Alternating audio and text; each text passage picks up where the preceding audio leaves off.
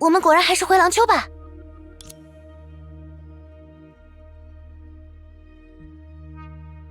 赞成。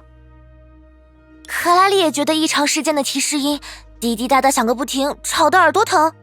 不全是因为这个，老实说，我们静观其变的时间已经太久，可欧夏受影子侵蚀的现状依旧没有任何好转。再说，我们不见得非得遵照一个初次见面的人的话行事，哪怕那个人是松雀的师父。是啊，虽然他态度和善，做法却十分强硬，根本没给我们任何选择的余地。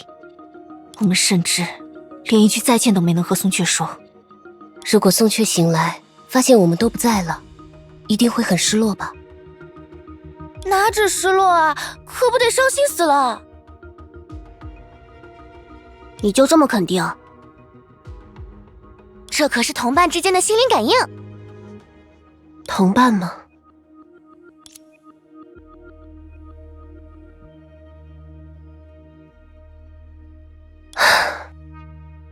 于情而言，我不该对七树的关系有过多揣测，可迫切的追猎，虚焰的独断，却又让我心中的天平不得不向坏的一边倾斜。那究竟出自难以言明的好心，还是行将破壳的阴谋？在亲眼见到之前，我实在难下结论。当然，与欧夏的未来相比，我刚才说的那些又显得过于强调细枝末节了。这样看，我们无论如何都得再去一次廊丘，至少不能像这样不明不白的干等下去。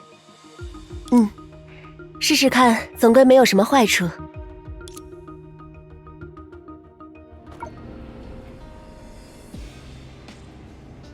希娜，还是拜托你了。好嘞，看我的吧。啊，怎么没反应？你用力拍两下试试。末日之矛也不是老式电器吧？但大力总会出奇迹。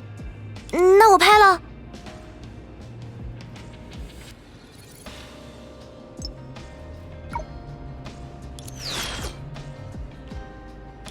有太阳的时候，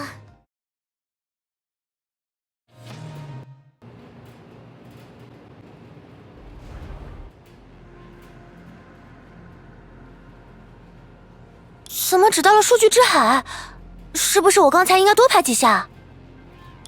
你们看那边，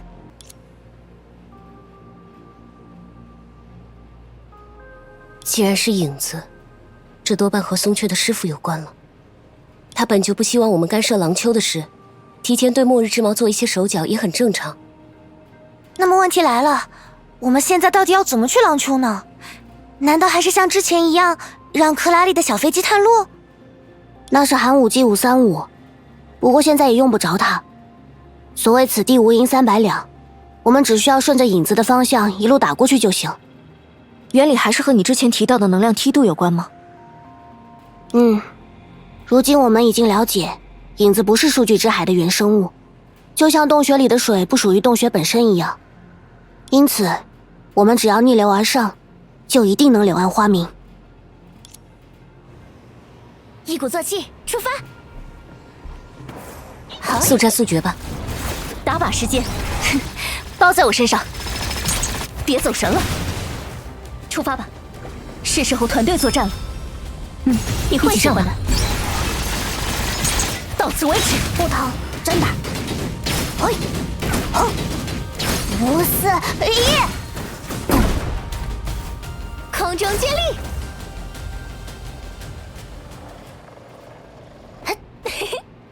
嘿，咻咻！比起之前追小狗那次，那位师傅好像也没打算刻意为难我们。我想，他与多尼戈尔的立场还是有很大差别。别动！引擎点火，加足马力，撞过去！呀吼！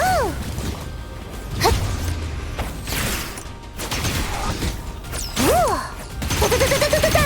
走你！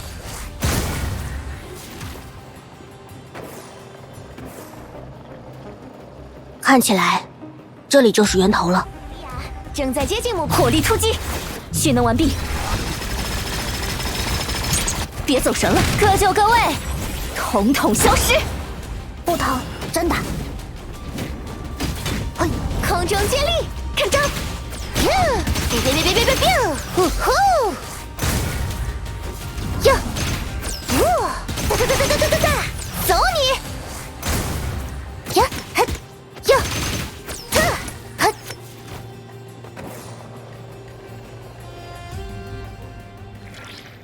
果然，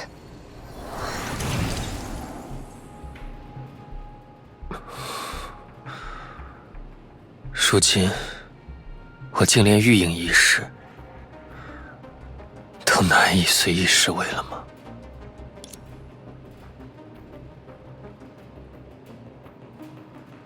即便功于造物，也终要为其所困。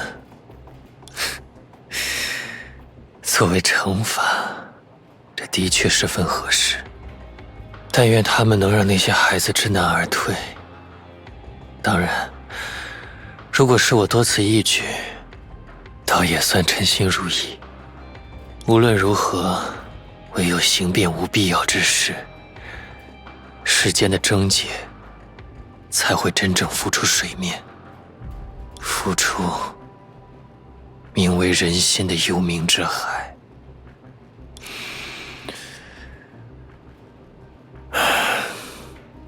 现在想来，所谓的仪式，似乎总绕不开生命的萧远。100年之前，若非利托斯特现身，我绝无可能在今时今地迎来唯一的转机。是啊，哪怕他将带来更多的萧远，我们也必须还债。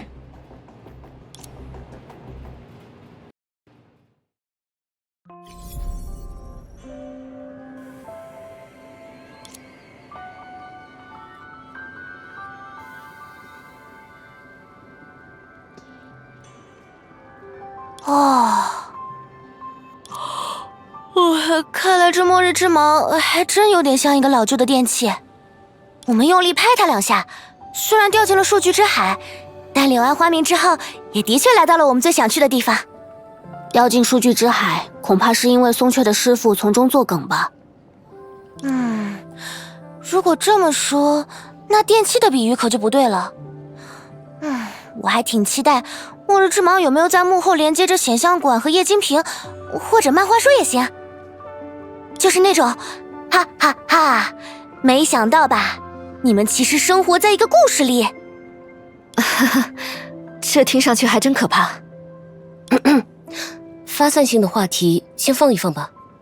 既然我们是为了搞清七术的目的而来，而松雀的师傅刚刚也提到某种仪式，那我们还是抓紧打听一下松雀的去向比较好。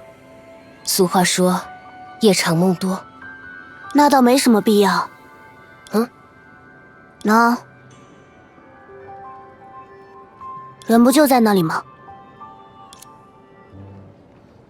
啊，他们在做什么啊？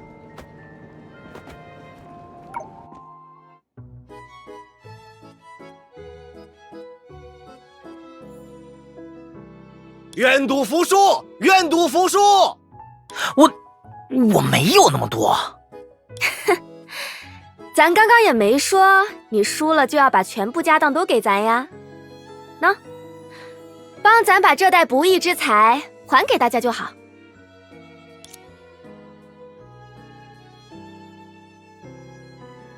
做这一行还是要有点良心，什么人能骗，什么人不能骗，怎么骗，骗多少，这些都是有门道的，懂？懂，我懂。这还差不多。松雀，这里。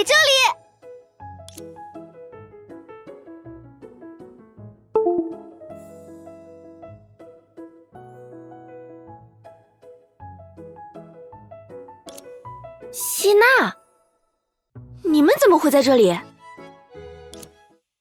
那还不是担心你吗？谁叫你师傅上来就弄晕了你，又不由分说的把我们丢回了欧夏，甚至……我们没有怪罪他的意思，只是有些担心你。担心咱能有啥事儿？不是咱有意帮师傅说好话呀，但你们真不能在廊丘久留。七树接下来要举行的仪式确实会彻底终结欧夏的危机，但与此相对，廊丘的末日之矛这一次也将彻底停滞，再也无法启动。万一你们没能及时离开，可就得一直留在廊丘了。这种理由，他完全可以在初次见面时直接挑明。毕竟我们也不是什么恶魔，从立场上看，甚至算得上他的同伴。用决意的话说，师傅他的确有些着急，这才会跳过我们，直接做出决定。总之，身为徒弟，咱先替他老人家赔个不是。没关系，我们回来的首要目的其实也就是确认你的安全。说起来，觉他怎么没和你在一起？啊，决意嫌这块人多，说是要自己待会儿，为仪式做准备。那仪式具体什么时候开始呢？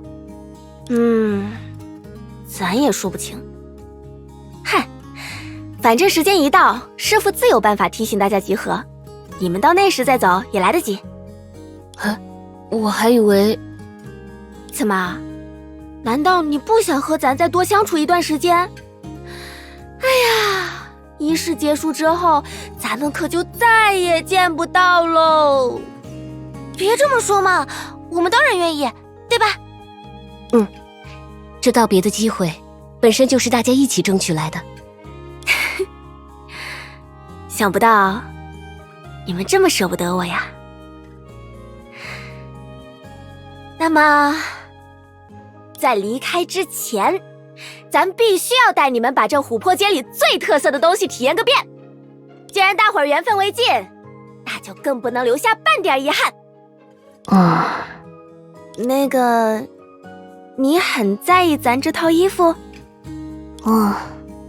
毕竟以你的性格而言，穿这身逛街确实有点反常。嗨，那还不是因为灯姐给咱的漂亮衣服弄了好几个口子。咱已经拜托才司的简妮特小姐处理了，在此之前，也只能用这套行头将就一下喽。要是尾技能换出成品出来，咱们到啦。考虑到时间，咱们可能没有坐下来慢慢吃甜品的功夫，但这家店的饮品同样是一绝。不如大家把自己的口味跟咱报一报，咱根据经验帮你们挑，这样还能有点惊喜感。那就帮我带一杯店里卖的最好的饮品吧，谢谢啦。好说，其他人呢？我偏好清淡的饮品，克拉丽就不一样了，她有些重口。我是说她比较喜欢咸的东西。是的，麻烦你了，松雀。那么寻梦者呢？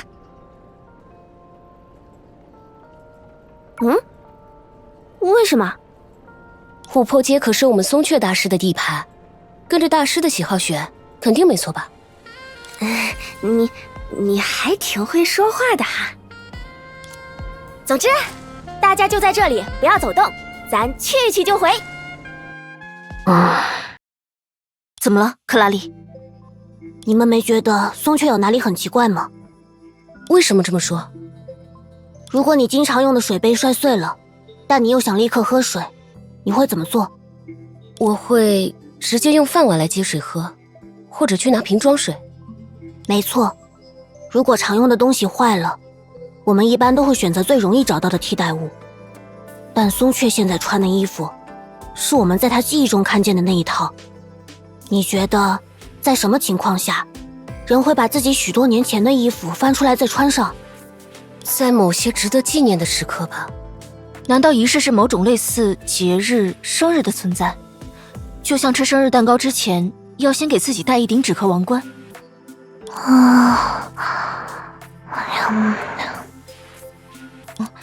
希娜也想到这个例子了吗？希娜，松雀刚才说，这可是我们能待在廊丘的最后一段时间了。你要是在打瞌睡中度过，不觉得很可惜吗？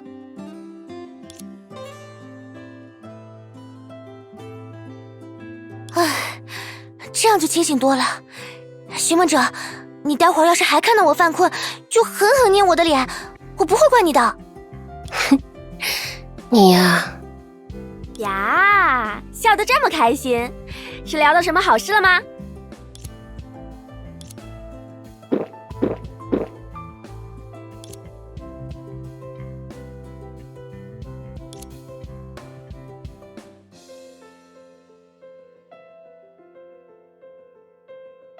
哼，看大家的反应，咱就知道咱选的没错。总之，各位朋友，拿好您的随身物品，咱们这就去下一站吧。廊丘石乐中人气最高的一乐，只要上街，谁都忍不住来一局的翻翻乐。福德益善。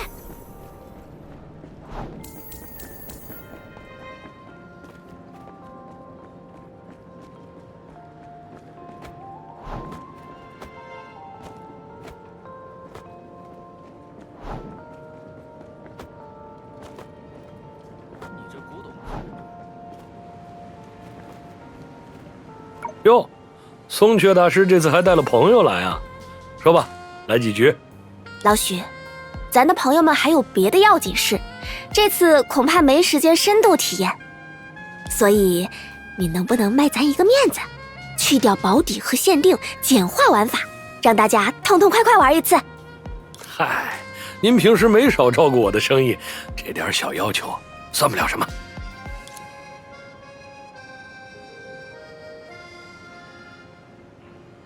简而言之，在大家面前的10张牌里，有1张金色牌，2张紫色牌，6张蓝色牌和1张黑色牌。如果抽到金紫蓝牌，我会给予各位对应稀有度的小奖品。当然，考虑到这是体验版，它们的价值都不会太高。但如果抽到黑色牌，其余牌就将全数作废。要是我们一开始就抽到黑色牌，是不是得打道回府了？那就再来一局呗，没事儿，4位就当测个运气，开心就好。我看看啊，克拉丽小姐和赫利亚小姐都抽到了蓝色牌，希纳迪亚小姐抽到的是紫色牌，接下来就轮到你了。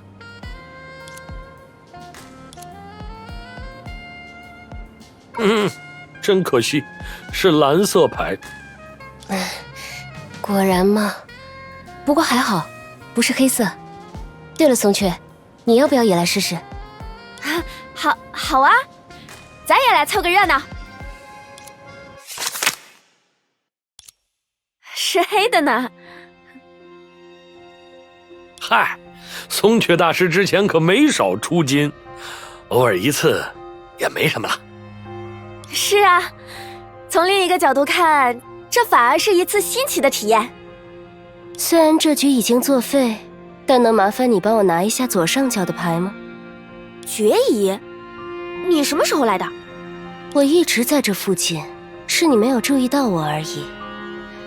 比起这个，你还是先看看那张牌的结果吧。好，我帮你看。我金色卡牌。决疑，你可以吗？你们毕竟已经替我排除了很多干扰选项，如果这样还不能取胜，反倒证明我加入这场游戏是错误的决定。决疑，这只是体验版，又不是比赛，没有什么胜负啦。说的也是。那么到目前为止，咱们已经体验了最具琥珀街特色的喝和玩，接下来就该是乐了。吃在廊丘的优先度这么低吗？不瞒你说，在大家来之前，咱已经吃了不少东西，现在还处于消食期。当然了，如果大家饿了，我也可以现在就……没关系，我们不怎么饿。倒是有人在犯困。我没困，真的。好，你没困，那咱们这就出发。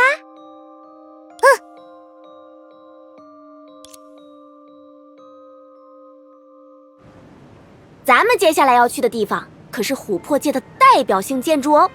哦，会遇到什么有趣的事呢？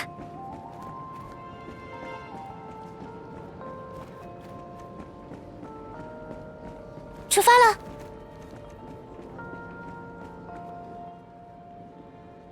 哦，这里风景确实不错。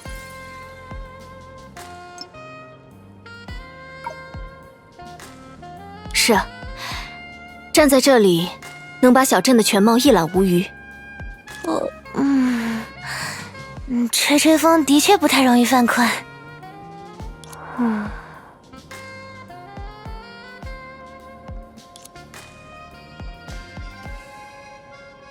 松雀，咱这就来。松雀，你怎么了？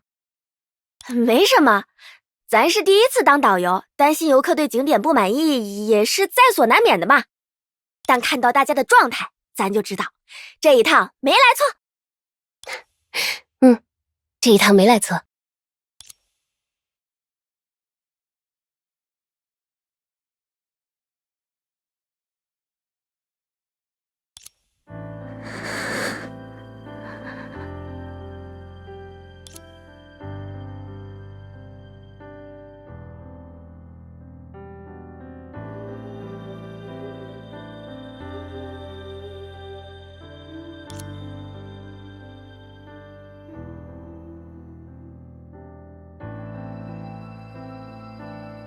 坦诚地说，从这桥上往下看呢，没什么新奇。可要是换个角度，想想桥下人看着我们的感觉，那可就大不一样啦。有种自己站在舞台上的感觉。然也。说到舞台，咱就不得不提一个和舞台有关的老故事。当然，气氛都烘托到这个份上了，当然你可不准说我很想听听。你未免太实诚了吧？怎么不学他卖个关子啊？我没想到这一层。不过既然没有反对者，那咱就说啦。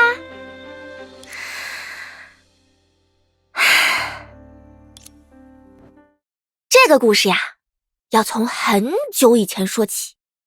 那时，欧夏和郎秋尚未分离，而故事的主角也还没有得到自己的名字。为了方便理解，咱们姑且叫她女孩吧。打从记事起，女孩就一直在一座灰沉沉的孤儿院生活。那座孤儿院不大，总共也就2层楼，却容纳了100多个无家可归的孩子。在这样的环境里，除了他们自己，任何东西都充满了吸引力。玩具是抢手货，书籍是奢侈品，一顿带肉的晚餐更是强者的专属。也就是说，孤儿院的孩子们从小就学会了竞争，想玩的自己争，想吃的自己抢，如果有谁不满，那就用拳头说话。很不巧，女孩那时还不够机灵，她没有什么好的办法，却固执的总要挑战那些手握糕点霸占玩具的孩子王，所以她理所当然的遭到了排挤。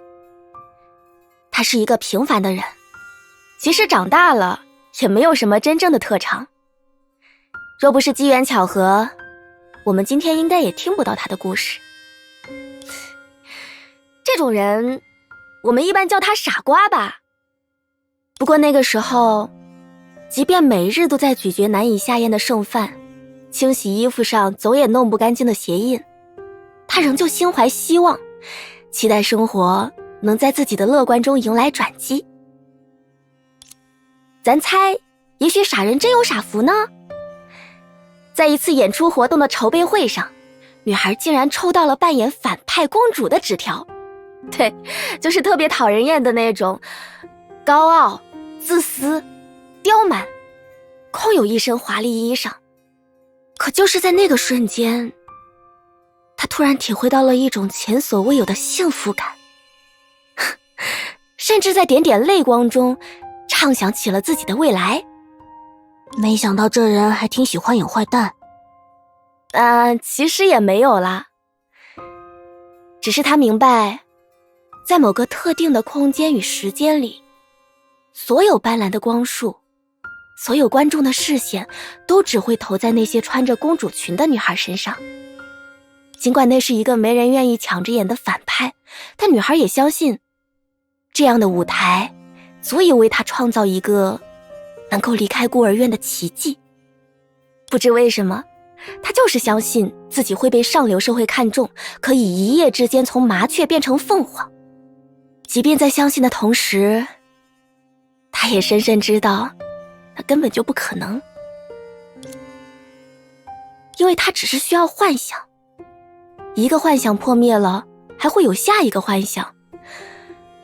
不如说，那个演出的机会反而是她所有幻想中最接近真实的一个。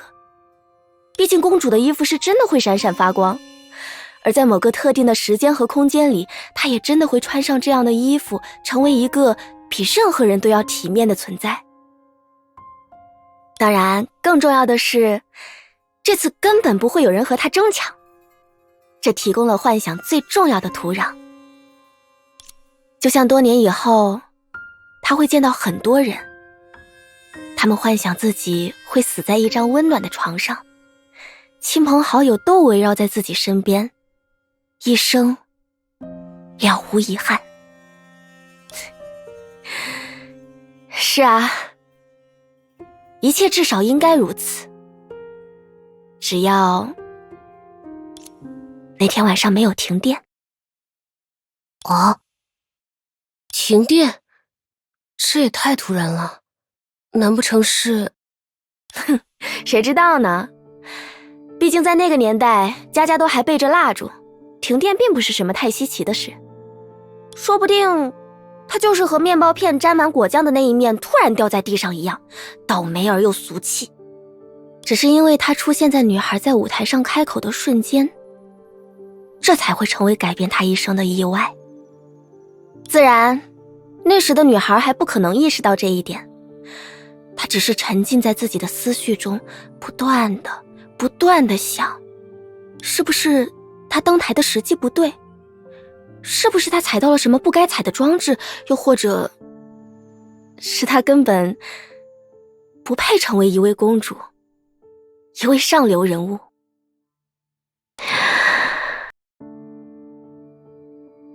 无论如何，在这样想过之后，女孩终于鼓足了勇气。作为这个故事的结束，她捏着不属于自己的公主裙的裙角，在灯光重新亮起之前，逃离了舞台，也逃离了孤儿院，就此开始了自己的流浪生活，也从此成为了一名骗子。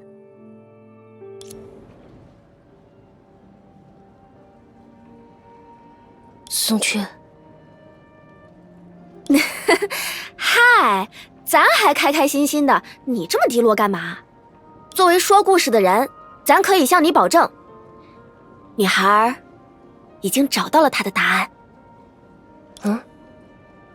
就算没有舞台和公主裙，也有人愿意为了见她而来。所以出于感动，也同样为了纪念，那个女孩拜托咱，想让咱把与公主裙相称的皇冠送给她的朋友，作为临别的礼物。不知道她愿不愿意收下？这太珍贵了，你要是不收，咱这桩生意可就黄了呀！你不会这么狠心吧？我愿意，谢谢。这还差不多。虽然现在气氛很好，但我姑且还是问一下，为什么灯现在反而成了不敢靠近我们的人？